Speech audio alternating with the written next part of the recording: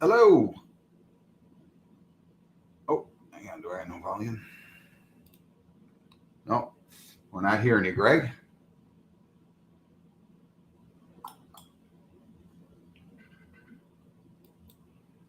Can hear me? Um,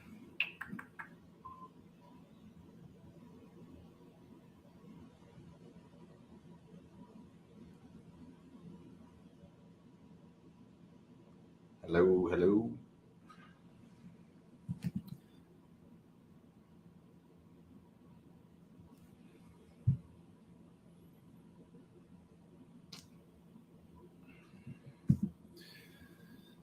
It's like a silent movie. Oh, there he goes. He's gone. He's going to try this again.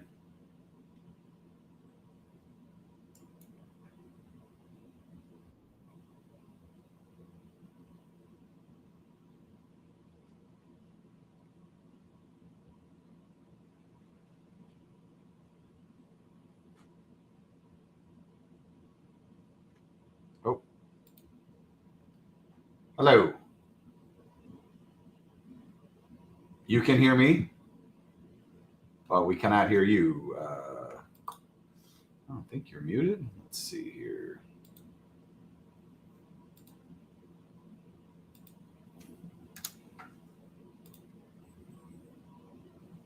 Oh, um,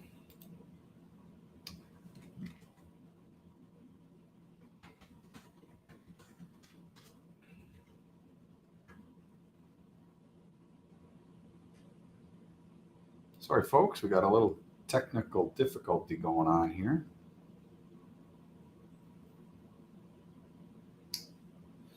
We can see Greg. Hello. Oh, Oh, hang on. Do I have no volume? I know they can hear me because it just came through my phone on the recording. So, Greg, this is definitely on your side.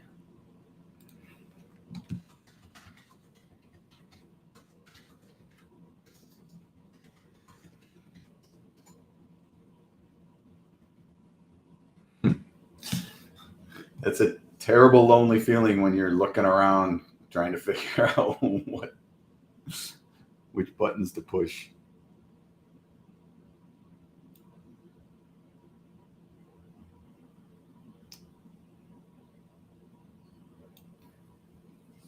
I'm going to call Greg. Let's just see if we might be able to coach him through this.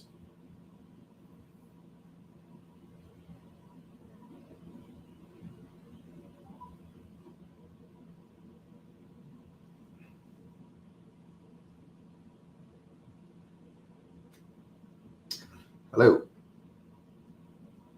Oh, hello. Oh, hello. Hello, Greg. Wow. You got no volume anywhere right now. What's going on here?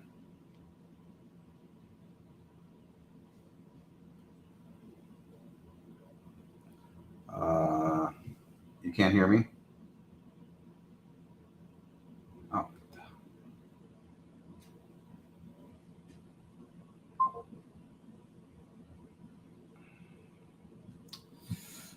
Okay, I'm going to end the stream. I don't want to do that because that'll restart the.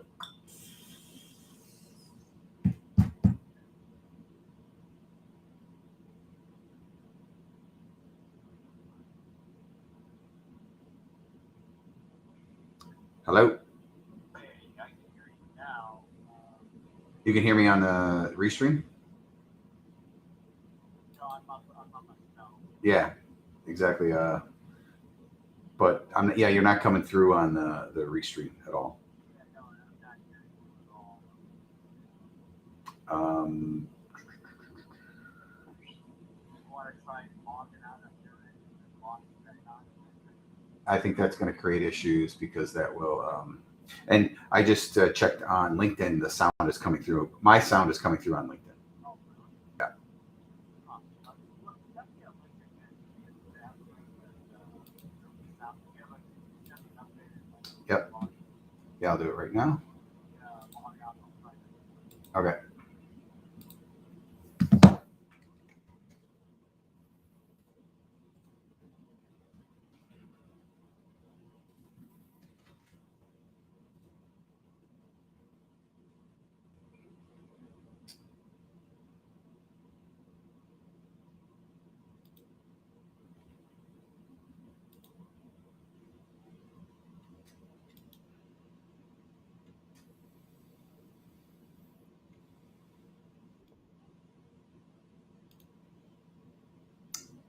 Hello. Okay, like, hang on. Oh, there you go.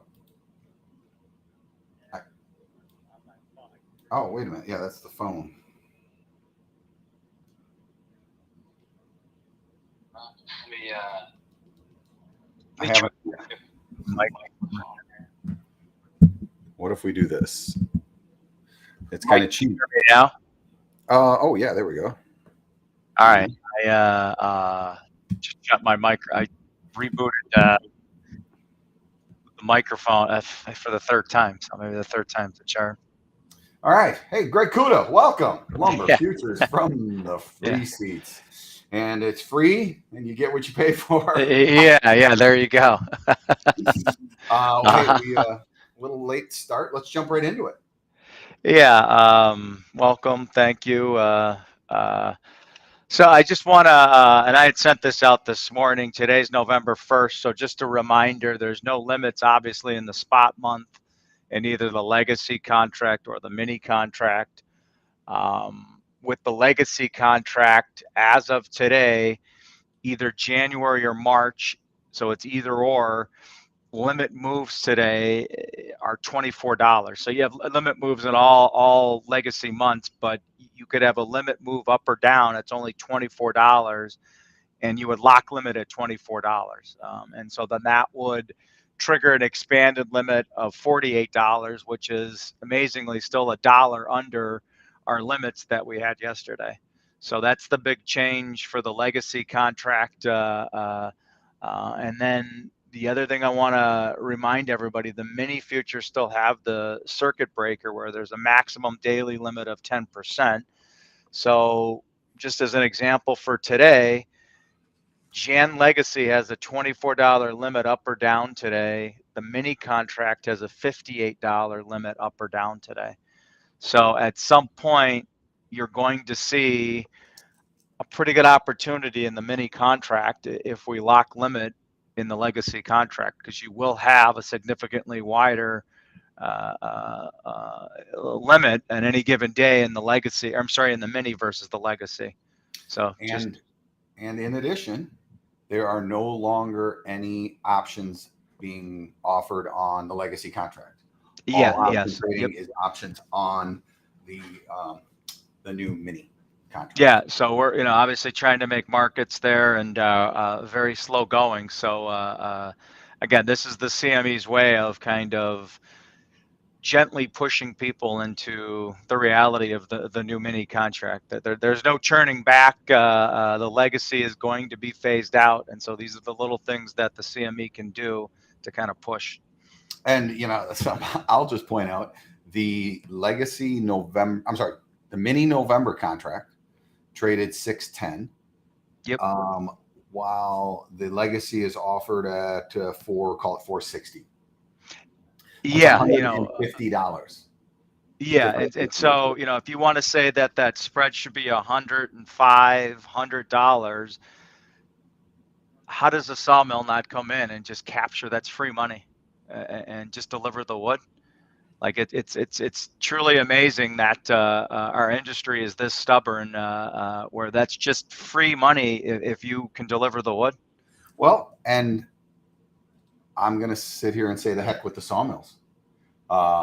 If you are an industrious person, and no, absolutely.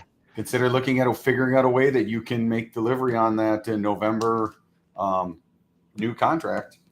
And I mean, if you buy a rail car with the futures contract that's going to ship into Chicago, I mean, I don't want to see a delivery made. I think we should trade out of it, but there should be like $40 a thousand to $50 a thousand sitting on the table.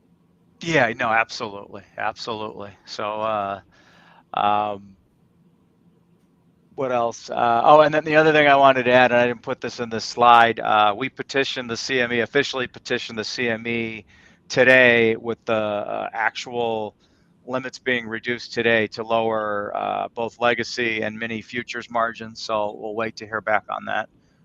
They'll at least we'll look at it. Jump into You gotta kind of share your the. screen for us here.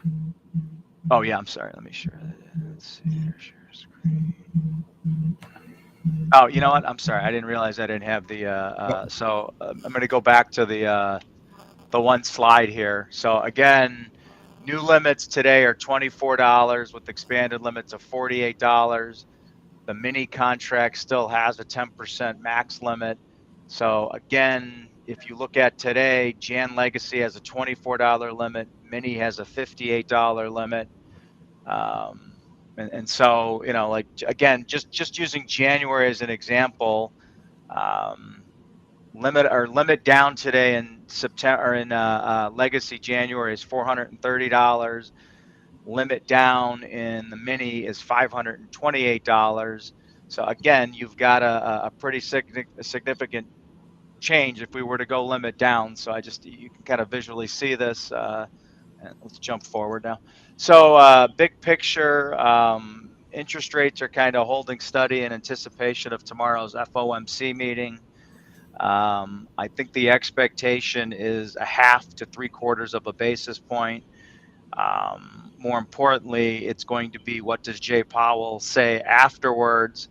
And you know, the one thing that stands out here over the last week is you've had a pretty significant rally in both the Dow and the S&P. Where we talked about this last week, and you've had a continuation of this rally. Rallying along with it is crude oil. Crude oil is just under $90 today. So I think some of the expectations is that I'm reading, you know, how engaged will he be as far as supporting any type of Christmas type rally in equities? Or does he just quash that and just try to, you know, annihilate this current rally with what he has to say tomorrow? So we had talked about this buy signal that was generated in equities. This is as of last week, and you can see this is kind of like a 60, 50, 62% rate objective to the upside in the S&P. And you've had a 50, you know, we've gotten up to the 39.30 area in the S&P. So you've got a pretty substantial rally off of this low where it generated the buy signal.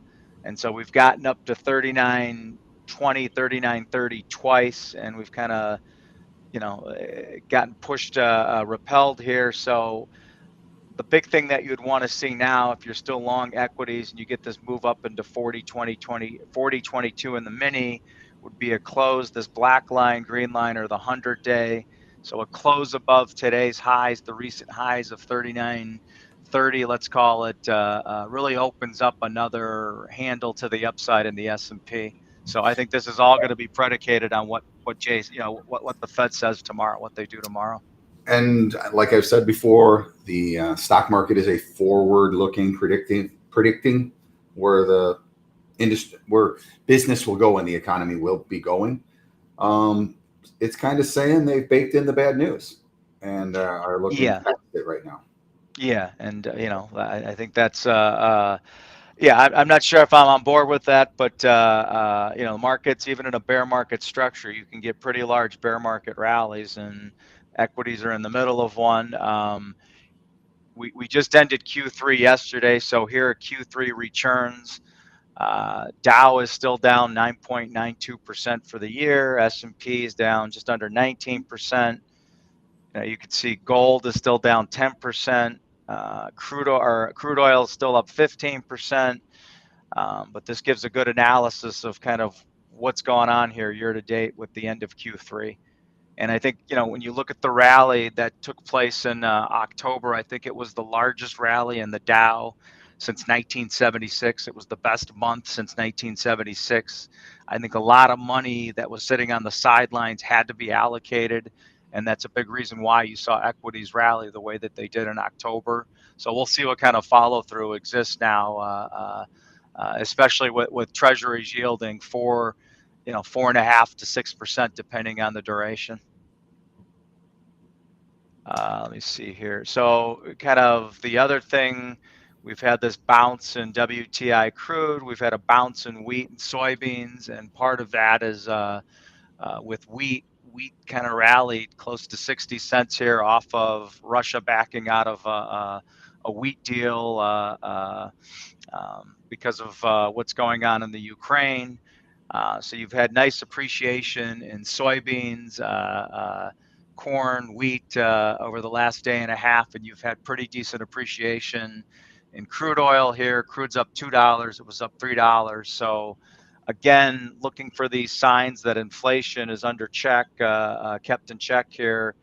It's going to be reined in. I think a lot of this has to do with the dollar. And let me just fast forward. Here's a dollar. The dollar's kind of bottomed, kind of almost a double bottom here, where if you see this coil formation, to me, this is a bull coil formation where you could have another breakout here right above this 111 to 111.5 area. And if you were to break above $1.11, then that portends maybe you retest the recent highs or go back up to 114, 115. And again, that strong dollar policy, let me come back to these, but again, we've talked about this, that we're exporting our inflation to everywhere else, and Europe, Great Britain, England had their inflation read numbers yesterday, and the headline was Eurozone inflation hits a record high of 10.7%. So even though their growth is decelerating rapidly here, they're still dealing with an acceleration of inflation. So again, the byproduct of strong dollar is we're exporting our inflation everywhere else, and unfortunately Europe is struggling more so than we are. So here's commodities. These are the Q3 winners for commodities. You can see orange juice up here. Gasoline is up, just under 1%. So we'll live with that. Here's your wheat. And this wheat, a lot of this is baked in the last day and a half, 2 days here from the news with Russia over the weekend. Same thing with corn. And then the losers, and just so people are aware, the losers list is a lot bigger than the winners list. And unfortunately, here's our market down here. So for the quarter, lumber was down another just under 22%. And strong U.S. dollar, you see the impact on foreign currencies, euro, Swiss, Canadian dollar, British pound. Here's the S&P, down 6.7% for the quarter. Even hard assets, inflationary assets like gold, still down. Sorry, I accidentally removed you. Yeah, reshare that. I thought I was going to remove your name and let them see the. There we go. So again, that strong dollar, is truly impacting a lot of these markets here. And unfortunately, lumber is still toward the bottom of this list. So 10-year Treasury is still hanging above 4%. Look at the interest rates on a weekly basis. These have kind of moderated the fixed FHA, fixed VA loans, but that 30-year, again, $300,000 house, 20% down payment, kind of below average credit to average credit. This is starting to still creep up. This I think a week ago was 7.4%. So there's no reprieve in 30-year mortgage rates. And so we just talked about the fact that we have our FOMC. What's the Fed going to do? Of interest, Goldman Sachs finally raised their forecast along with everybody else. And so we've talked about how, the initially to get Fed funds rate to 3.25%, but you look at the long-term forecast. This is a Bloomberg economist forecast along with Goldman Sachs, you can see as you get into January of next year, you're still forecasting a pretty significant move above 3%. By Q1 of next year, terminal Fed funds rate is still, collectively somewhere in this 4.75 to 5%. So if we're at 3.25 right now, this month, next month, into the beginning of next year, the reality is you still need to go another 1.5 to 2 points higher to get into that terminal forecast Fed funds rate. So, the idea that the Fed's going to slow down, I as much as I want to believe that, I think they, again, need to see the data, and the data doesn't suggest from an inflationary standpoint and from a labor standpoint that there's a reason to slow down right now. And so we talked about Euro. The other thing that I saw on Bloomberg that I thought, this was yesterday, more than a third of U.S. small businesses couldn't pay all their rent in October. Wow. Yeah, that's kind of scary. And then when you look at, 10, so more than half say their rent is at least 10% higher than it was 6 months ago, and say 7 say, I'm not sure what if this 1 in 7. I'm sure that's a typo. And in 1 in 7 maybe say rents are 20%. So I think where I'm going with this, so labor productivity plummets. So look at this labor productivity.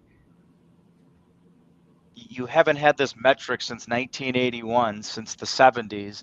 You're going back to some areas we haven't seen in a long time. So I guess where I'm going with this from a labor standpoint, part of what the Fed wants is obviously asset deflation, but then the other part of this is they want to start to see unemployment creep up. I mean, I think that's the byproduct of what they're doing here, where they actually want to see unemployment start to move higher here. I'm curious as to how they would measure that productivity, but when I'm looking at that chart, it's 10 years is just one of the points. It takes 10 years to move between the points along the bottom axis. Yeah. Doesn't bode well for the work from home. No, and I think it's just when you have your input cost and labor being one of them, and you're paying higher wages, you're paying higher input costs, and whatever widgets you're producing, what's your overall profitability? I think that has a lot to do with how, and that's a great question. I'd love to see what the metrics are that they use to calculate this, but it certainly doesn't bode well from a profitability standpoint in that, unless there's some big reprieve in your input costs, the last thing that's going to get bled out of your productivity is going to be your wages. Wages, you're not going to, give people these inflationary increases and then pull those back. You need to see the reprieve in the form of inflation with goods. That, the good inputs need to see those reductions in inflationary type numbers. And then there's another, I'll come back to, here's jobs change in the U.S. Since March of 2020. So you can see, kind of the winners here. And I think a lot of this, interestingly, would probably have to do with taxes. As far as I would love to see what property taxes, income taxes look like in a lot of these states that are green, that have seen positive growth, versus some of the states that have seen the bleed out. But when you look, I'll come back to that. But when you look at again, input cost, we know when it comes from a housing standpoint that lumber has seen a significant, lumber's off 46%, framing steel is off 13%, decking is down 23%. But when you look at some of these other inputs that go into building a house, you're really not seeing signs of a big pullback here. So when you look at these goods, these input costs, whether it's building a house or kind of whatever you're building in a factory, have you seen the benefit of a pullback or signs that inflation is abating? And I think that's what the Fed's looking for, to pivot it all from their current state of what they're trying to do here. Yeah, I mean, it's the numbers have to show the Fed something is working.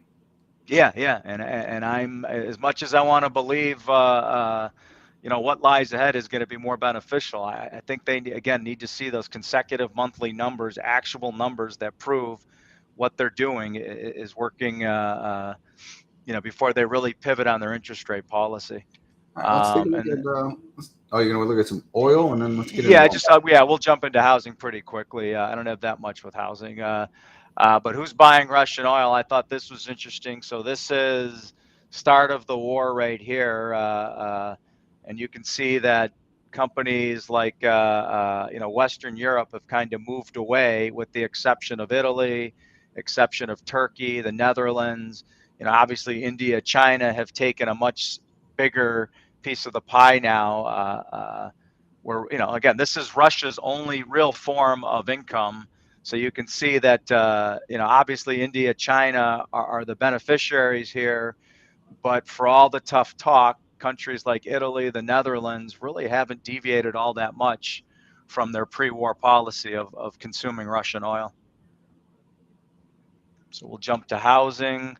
Housing and GDP. This is, again, from Leonard Kiefer.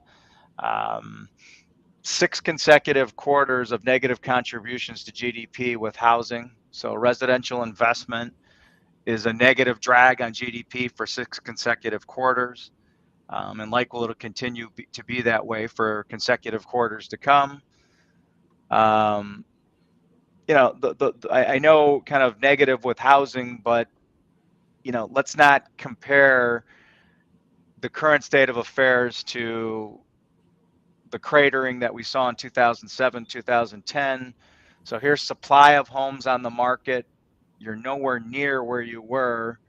There's still a massive undersupply of homes today that exist, especially versus the last housing recession in 2007 through 2009. So this is a positive. Again, what's oversupplied right now are the dollars. There's too many dollars in the system.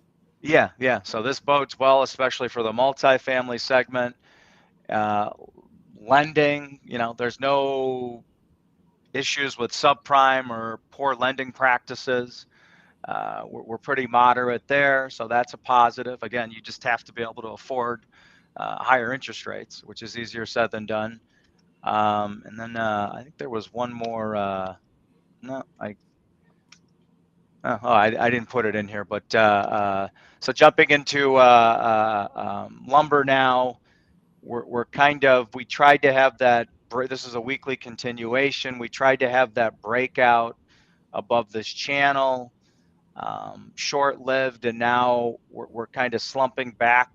It'll be interesting to see, do we fall back into this downward sloping channel on a weekly continuation basis? And then this is another weekly, same thing. We had this attempted breakout of this coil formation here, kind of failed.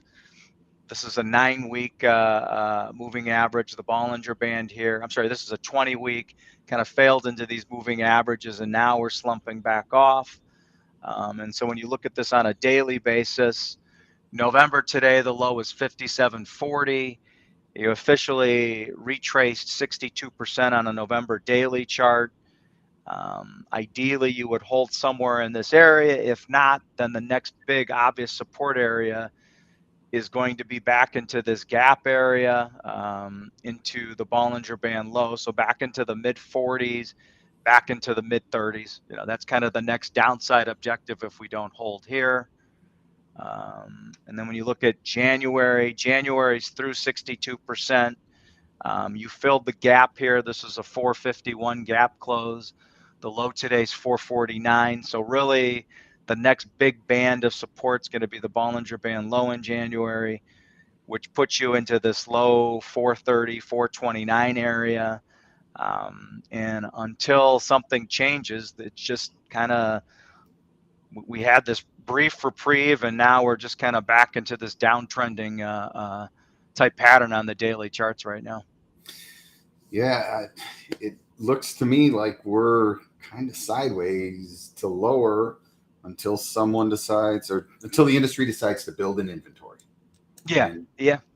right now, we may not be in liquidation mode, but we're definitely not in build mode for sure. No, and I think that's the difficulty is that I think people will step up and buy when they need to buy something. But as far as that accumulation phase, I'd like to say we're seeing it in futures, but really you're not with the continued decline in open interest. So, what's the incentive to accumulate?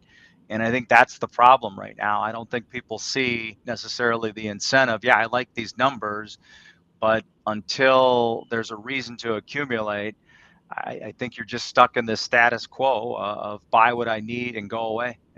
Get And 1 to 2 weeks and go away. it's prevalent through the entire supply chain. Like I, in speaking with some retail yards that cater to the multifamily and even some turnkey framers, they're not getting the confirmed orders from the general contractors and the developers yet. Yeah. The jobs are going to go. They know they're going to happen. They're just not giving them the business yet. Yeah. Yeah. And unfortunately, that's not a surprise. So here's Novjan. I guess the question I have out there for you, Mike, and everybody else, does Nove deserve to be at a premium to January under this current structure? Or is this the result of month-end liquidation by the commodity funds, the last hurrah of moving November into January? But if history is going to play out here, historically, seasonally, then really this Nove Jam belongs 10 to 15 under. And I think, under the current state of where cash is, where November is, you're probably going to have to see this spread go negative. Or November go to a more severe discount to physical cash to attract any type of new buying. Well, there's an old saying, near is dear. And it means, well, it is indicative of a market that there is not a high level of inventory. Near meaning the nearest month and the closest for me to purchase. Dear meaning special, that it's, a premium. So what I read there is, look, I'm not going to buy wood for January today, but I still need some. I'm in business to sell wood or, to consume wood. I'll buy what I need. I'll buy what I need, but I'm not stepping out. Yeah. So that's in a condition like that, the front month runs a premium. Yeah. Yeah. So we'll see how this changes in the next week. Here's Jan, March. Again, the further out you go, here's your negative structure where you're basically 8 to 10 under right now, which kind of makes more sense for this current market structure. And again, historically speaking, this should be somewhere in that negative, probably 15-ish type area, negative 15 to 20, ultimately. And then from a curve standpoint, here's that premium in November, and then you get the discount in January, and then you stair step up into March, stair step into May. So if I look at this, obviously, if I'm buying November, it's to take to EFP or take delivery, but the real value probably lies in January and or March, depending on the time frame. And with this cost of carry in November, I'm more than happy to buy either or at this point. I'd be fine. This is where you're going to build out. And again, you don't want to have the cash outlay to build out your physical inventory. I get that. But look at the mini futures, look at the legacy futures, just look at futures as a way to own inventory without that cash outlay. This shows me the fear index is pretty low. People are not afraid of the market.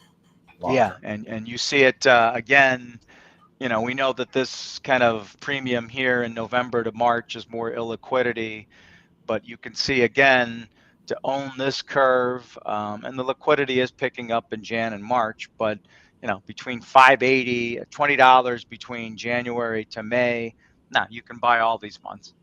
If you want to own for physical spring needs, it's okay to buy in a scaled down fashion these back months and take advantage of these numbers without having that 100% cash outlay and the cost to carry associated with physical cash. Sure. I mean, look at the cost to carry from Jan to Sep right now. The spread there, let's call it $40 a thousand. It's just under 10%. Yeah. So when you factor in interest, storage charges, it's actually cheaper to buy the extended months than to buy the cash and put it on the ground right now. Yeah, no, I think that's spot on. And then when we look at basis, a week ago, we had talked about how cash was still, you still had that bigger differential between cash and futures. And then, we've basically collapsed in now where cash is actually at a premium to futures. So a week ago, just the opposite. Cash was at a discount to futures. We've given it up in futures now, where futures are at a slight discount to physical cash. January, again, a slight discount. Again, this is where if I'm going to buy anything, I'm buying January at a discount to physical cash. 100%. That's kind of how you interpret this basis. Same thing in March. I can buy March at a discount to physical cash. So this is a no-brainer, and this is why, we keep sliding lower. But the thing that I get echoed to me, well, I don't want to sell the board down here, but I'm not sure if I want to buy it. So, and you see this reflected at open interest. So open interest as of yesterday, 1980 down 55. We broke down under 2000. So we're off since the high water mark, just under 3,100. Open interest is now down 36%, which is obviously discouraging, especially this time of the year where we seasonally bottom. This is where you would ideally like to see a build in open interest, not a decline. And so when we look at the CFTC numbers, the obvious answer, the managed money component, the short component, the short funds liquidated another 372. This is as of last Tuesday. So commodity fund shorts liquidated 52% of their overall position. The other thing that glaringly jumps out at me here is this managed money, the long position increased dramatically. So this is a pretty big swing between these two. And then when you look at the commercial, the producer side, after seeing lumber drop 75% since the highs in February, somehow commercials decided they want to short the market now. And then with the rally we've had, those premiums, the basis opportunity in November and in futures trading at those premiums to cash, well, you obviously had people take advantage of that, liquidate their futures at a profit at a premium to cash and go buy the physical cash. So Yep, this and makes sense. There was basis opportunity there. Yeah, absolutely. So absolutely. It's the right thing to do. Buy what's cheap, sell what's expensive. Yeah, and I can't stress this enough. I had sent something out earlier this week that basis is your best friend, and understanding the correlation, the basis and your species that you trade, whether it's correlation to other species or futures or all of the above, you get to take advantage of there are great opportunities. And if you can capture 80-85% of these basis opportunities, you're doing better than most. I mean, that this is just, it at least tells you, where you should be buying, where you should be selling, and understanding those basis charts.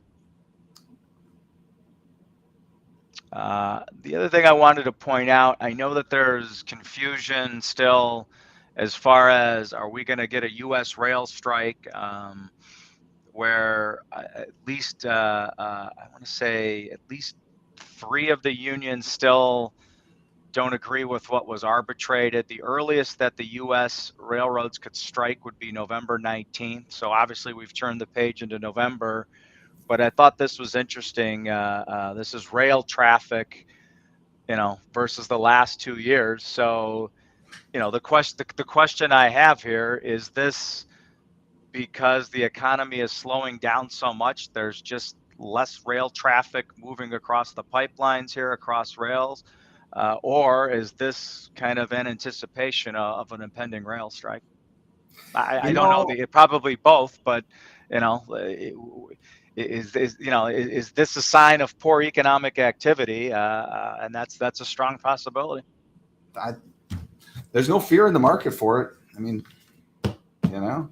January, if there was some fear about a rail strike, January is not reflecting it. Yeah.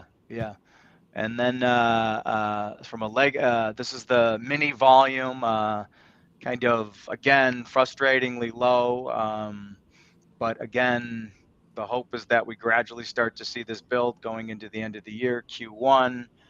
And then, again, this is the insanity of not taking advantage of the differential. Here's your legacy Nov Jan spread. It's currently 770 last. This Nov Jan spread traded 30 over. So, I mean, that's $23 differential where, how does, if the mills don't want to use this, then, that this is, again, I'm not going to say it's free money, but it's extra money out there, floating out there to take advantage of. Get creative. Yeah. Yep. And then the last thing I have, Mike, is NALA is next week in Phoenix. So do we get the post NALA? Typically NALA is associated with obviously good times, but people come out of NALA with a positive outlook, and we get some kind of rally in physical cash thereafter. Does that potentially exist? Maybe we bottom out into NALA next week, and then kind of follow the more traditional seasonal patterns into the end of the year. And then lastly, I'll be there next week. So if anybody's going to be there and is interested in meeting up, please reach out. Excellent. Well, I'm kind of recapping, what we went through. It just, I go back to there's no fear. There's no desire to really take advantage of opportunities in the market right now. It's just lackluster. It almost feels like maybe a calm before the storm. I know that there's business out there, and it's not the time to get lulled to sleep. Let me put it to you that way. Yeah, and all I'll say is, to reiterate, basis is your friend. Understand what you should be buying, what you should be selling, where value lies. But the other thing I'll point out with this declining open interest structure is that momentum is not your friend right now. In a declining open interest structure, chasing momentum is a recipe for getting whipsawed, where the only way that this is going to change and you're going to support a breakout, especially a breakout to the upside, is to see a build in open interest. So for this market to ultimately bottom out and begin to stair step higher, this is what I'm watching, pure and simple. I want to see this build in open interest, either legacy or mini or a combination of the two. But a declining open interest structure just continues to be a market structure where you just look for people to stop out, and when you run out of people to stop out, the momentum stalls and you go hard the other direction. So I think this is critical. Look for that build in open interest as a sign you're truly bottoming and you're going to move higher. And I'm watching the managed money. They've been really patient. I wasn't surprised at how slowly they've taken their short position off. And now they're starting to build that long position. What that tells me is if we go lower from here, what they will do is flip their position, continually cover those shorts and add to their longs. Yeah. And again, I think that would be a good change. And again, seeing is believing. We need to see that build in open interest. So be patient, be vigilant, and be here next Tuesday. Yeah, I appreciate it. Thank you so much. Look at the the next. You have some great comments. Wow. Who would have thought lumber was that exciting? All right, everybody. Take care. Appreciate you coming to watch. And Greg, hang on. I'm going to check. All right.